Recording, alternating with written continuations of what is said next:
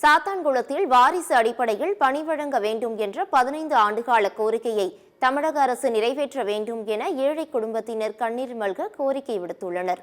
தூத்துக்குடி மாவட்டம் சாத்தான்குளத்தை சேர்ந்த பால்குணம் என்பவர் தமிழ்நாடு அரசு போக்குவரத்து கழகத்தில் பணியாற்றி வந்த நிலையில் 2009ஆம் ஆண்டு உடல்நலக்குறைவால் உயிரிழந்துள்ளார். வாரிசு அடிப்படையில் இவரது மகன் ஜெயமுருகானந்தத்திற்கு பணி வழங்க வேண்டும் என்று கடந்த 15 ஆண்டுகளாக அரசு அலுவலகங்களில் குடும்பத்தினர் விண்ணப்பித்து வருகின்றனர். ஆனால் இதுவரை எந்தவொரு நடவடிக்கையும் எடுக்கப்படவில்லை என்று பால்குணத்தின் மனைவி ஜெயலட்சுமி தெரிவிக்கிறார். வறுமையில் வாடும் தங்களது குடும்பத்திற்கு உதவ வேண்டும் என்று சத்தியம் தொலைக்காட்சி வாயிலாக தமிழக அரசுக்கு கண்ணீர் மல்க கேட்டுக்கொண்டுள்ளார்.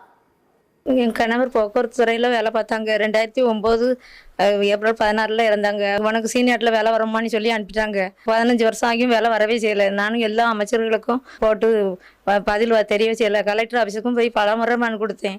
இப்போ 2021 வேலை வந்திருக்கு வாமானி அவளை கூப்பிட்டு ஒரிஜினல் சர்டிஃபிகேட் கர்நாடகப்படி பணி நியமனம்லாம் வாங்கிட்டாங்க. எல்லாம் கொடுத்தோம். நீங்கள் உங்கள் மகளுக்கு இப்போ இங்கே வேலை இல்லைம்மா, நீங்கள் வேறு எங்கேயும் பாருங்கங்காங்க. குடும்பம் ரொம்ப ஏழ்மை நிலையில் இருக்குது. எங்களுக்கு ஒரு ஆதாரமும் இல்லை. பிள்ளையும் 2 கணவரோட பிரச்சனை ஏற்பட்டு சொந்த வீடு கிடையாது, சொந்த ஆதரவு யாருமே எனக்கு கிடையாது. முதலமைச்சர் அவர்கள் பார்த்து என் பிள்ளைக்கு ஒரு சின்ன வேலை போட்டு கொடுத்தா கூட எங்கள் ஏழ்மையிலேருந்து நாங்கள் சாவதவரை எங்களுக்கு வேறு வாழ்வே இல்லை. அவ்வளோ தூரத்துக்கு இருக்குது. எங்கள் அப்பா டிஎன்எஸ்டிசியில் டிரைவராக இருந்தாங்க. பணியில் இருக்கும்போதே இறந்துட்டாங்க. இப்போ வரைக்கும் எனக்கு வாரிசு அடிப்படையில் அந்த வேலை எனக்கு போடவே இல்லை. 15 வருஷம் ஆகுது. நாங்கள் கலெக்டர் ஆஃபீஸு எல்லா இடத்துலையும் மனு கொடுத்து பார்த்தாச்சு. முதலமைச்சர் ஸ்டாலின் அவர்கள் அவங்க நாங்கள் ரொம்ப ஏழ்மை நிலையில் இருக்கோம்.